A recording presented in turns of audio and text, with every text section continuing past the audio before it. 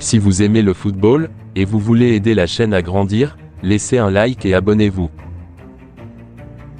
Coupe du Monde 2022. Ce qu'il faut savoir sur le Brésil. Grâce à son effectif composé de nombreuses stars, le Brésil s'avance sûr de ses forces au Qatar. Pour sa 22e participation à une phase finale de Coupe du Monde, la Seleção fait même figure de favorite au titre final. Après 2 éditions décevantes, dont une humiliation en 2014 et une sortie prématurée en 2018, les coéquipiers de Neymar pourront faire taire les critiques, toujours aussi tenaces dans leur pays, en décrochant une nouvelle étoile, la 6e depuis la dernière en 2002, lors de ce mondial. Le Brésil a terminé premier du groupe des éliminatoires de la zone Am Sud pour la prochaine Coupe du Monde. Néanmoins, ce titre honorifique doit être tempéré. Malgré ses 14 victoires pour seulement 3 matchs nuls face à la Colombie, l'Argentine et l'Équateur à chaque fois à l'extérieur, en 17 rencontres, la Seleção n'a affronté qu'à une seule reprise son voisin et rival, l'Argentine. Face à l'Albiceleste, la sélection brésilienne n'a pu faire mieux qu'un partage des points et ne s'est donc pas vraiment rassurée face à un concurrent direct au titre final à la fin du mois de décembre. Pour rappel, la première confrontation entre le Brésil et l'Argentine aurait dû être rejouée, mais sa reprogrammation trop tardive, le 22 septembre 2022, entre deux équipes déjà qualifiées a conduit à son annulation. En effet, le résultat de cette rencontre n'aurait pas eu la moindre incidence sur le classement final du groupe. Depuis, le Brésil a gagné ses 4 matchs amicaux face à la Corée du Sud, au Japon, au Ghana puis la Tunisie. De bon augure pour la suite. D'autant plus qu'au Qatar, les hommes de Tite affronteront des adversaires à leur portée lors de la phase de poule. Ils rencontreront la Serbie puis la Suisse et enfin le Cameroun. Les qualités et faiblesses du Brésil. Alors que la Seleção figure parmi les favoris de cette Coupe du Monde, les Auriverdes pourront compter sur un groupe composé de plusieurs cadres tels que les joueurs du Paris Saint-Germain, Neymar et Marquinhos, mais également Thiago Silva, Vinicius Junior ou bien encore Casemiro. Là, Neymar dependencia, terme utilisé pour parler de la dépendance du Brésil à l'attaquant parisien est révolu. L'émergence d'une nouvelle génération talentueuse d'attaquants permet à Tite d'avoir une multitude de possibilités sur le front de l'attaque de la Seleção. Au moment de la Copa América 2019, nous n'avions pas Anthony et Rafinha, Vini s'adaptait encore au Real Madrid et Gabriel Martinelli s'entraînait avec nous.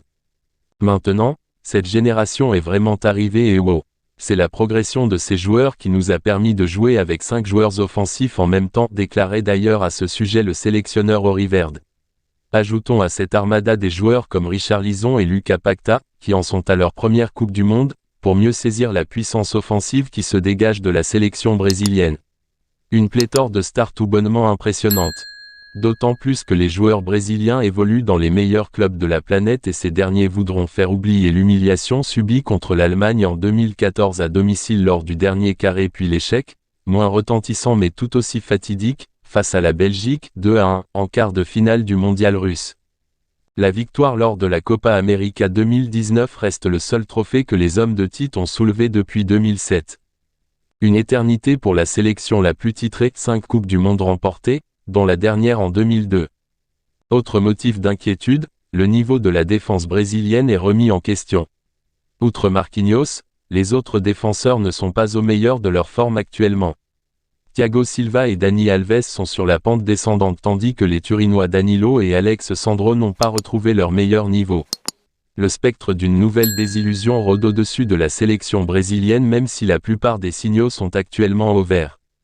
Le sélectionneur, Tite. Le sélectionneur brésilien, Tite, est arrivé à la tête de la Seleção en 2016. À cette époque, le Brésil n'était pas bien engagé pour se qualifier au mondial en Russie. Dans le groupe de qualification de la zone sud-américaine, les Brésiliens occupaient alors une triste 6e place.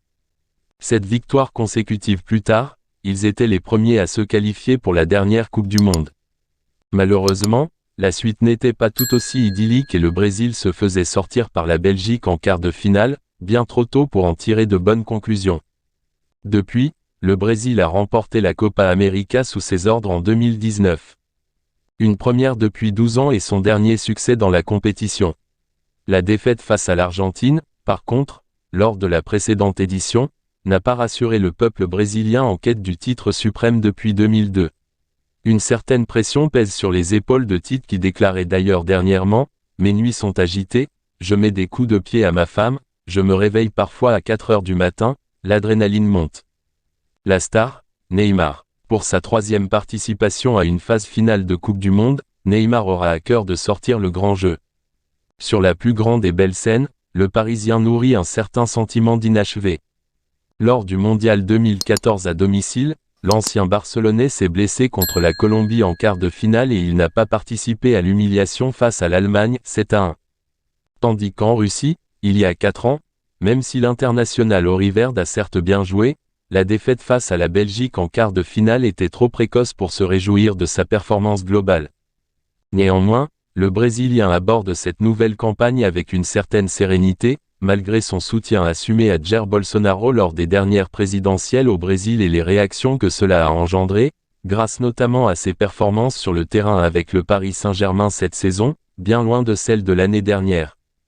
Auteur de 15 réalisations et 12 passes décisives en 20 rencontres toutes compétitions confondues, Neymar est actuellement sur un nuage et il aura la lourde tâche de mener sa sélection vers le Graal éternel.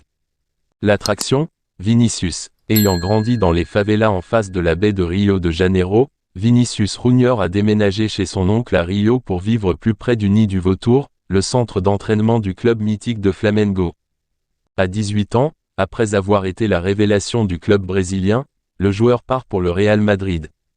Après 4 ans passés en Espagne, l'ailier virevoltant s'est fait une place de choix dans l'effectif de Carlo Ancelotti.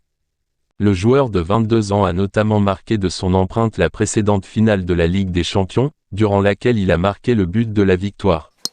La saison dernière, j'ai marqué 22 fois et fait 20 passes décisives. Mais je dois faire mieux que ça. Regardez Karim Benzema ou Kylian Mbappé qui marquent plus de 40 buts par saison. Je suis encore jeune, je suis sûr que je pourrai arriver à leur niveau, prédisait d'ailleurs le Madrilène. 8e du dernier Ballon d'Or France Football, Vinicius réalise cette saison un début d'exercice très intéressant avec la Casablanca.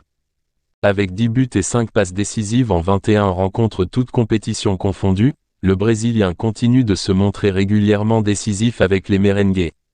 En sélection, ses statistiques sont moins fameuses, une seule petite offrande en 16 matchs disputés avec la Seleção, mais elle démontre que le joueur sait se sacrifier en termes de chiffres pour le bien de son équipe. La liste des 26. Gardien. Alisson, Liverpool. Ederson, Manchester City. Everton, Palmeiras.